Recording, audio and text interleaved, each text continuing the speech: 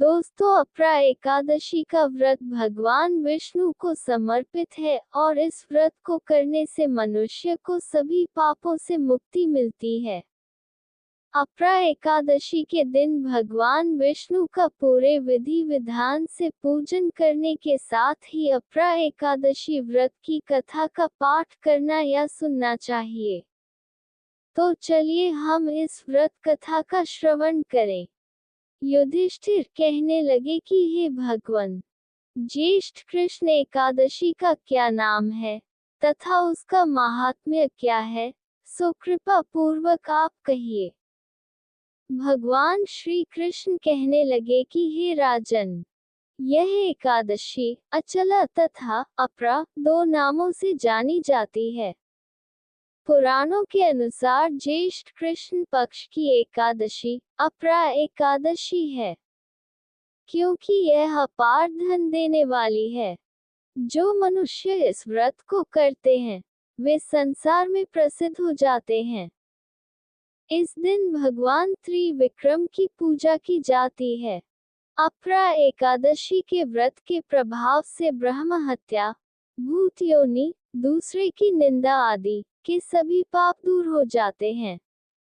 इस व्रत के करने से परस्त्री गमन, झूठी गवाही देना, झूठ बोलना, झूठे शास्त्र पढ़ना या बनाना, झूठा ज्योतिषी बनना तथा झूठा वैद्य बनना आदि सब पाप नष्ट हो जाते हैं। जो क्षत्रिय युद्ध से भाग जाए वे नरकगामी होते हैं, परंतु अपरा एकादशी का व्रत करने से वे भी स्वर्ग को प्राप्त होते हैं। जो शिष्य गुरु से शिक्षा ग्रहण करते हैं और फिर उनकी निंदा करते हैं वे अवश्य नरक में पड़ते हैं। मगर अपरा एकादशी का व्रत करने से वे भी इस पाप से मुक्त हो जाते हैं।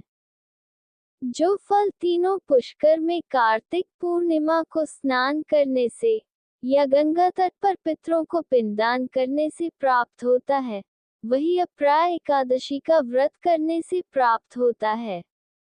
मकर के सूर्य में प्रयागराज के स्नान से, शिवरात्रि का व्रत करने से, सिंह राशि के बृहस्पति में गोमती नदी के स्नान से, कुंभ में केदारनाथ के दर्शन या बद्रीनाथ के दर्शन, सूर्य ग्रहण में कुरुक्षेत्र के स्नान से, स्वर्ण दान करने से अथवा अर्थ प्रसूता गोदान से जो फल मिलता है वही फल अपरा एकादशी के व्रत से मिलता है।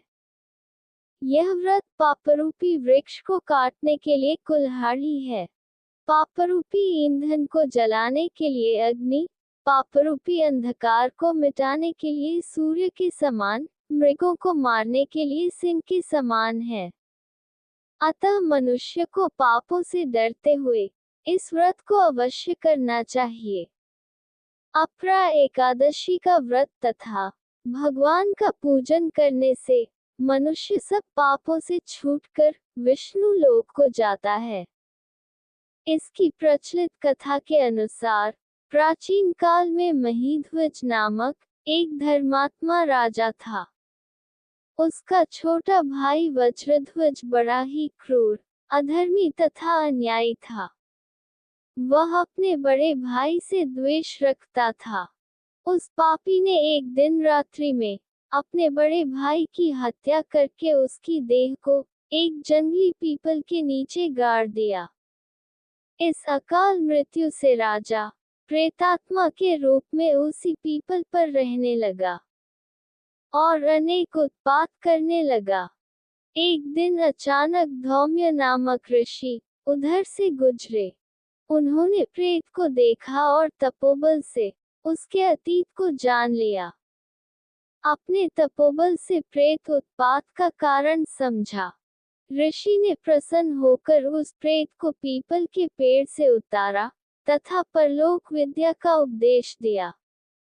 दयालु ऋषि ने राजा की प्रेत योनि से मुक्ति के लिए स्वयं ही अपरा एकादशी का व्रत किया और उसे अगति से छुड़ाने के लिए उसका पुण्य प्रेत को अर्पित कर दिया। इस पुण्य के प्रभाव से राजा की प्रेत योनि से मुक्ति हो गई। वह ऋषि को धन्यवाद देता हुआ दिव्य देह धारण कर पुष्पक विमान में बैठकर स्वर्ग को चला गया। हे राजन, यह प्रा एकादशी की कथा मैंने लोकहित के लिए कही है।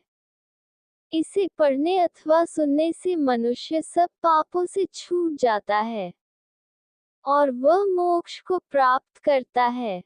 दोस्तों, कथा यही समाप्त हुई। मिलते हैं अगले वीडियो में।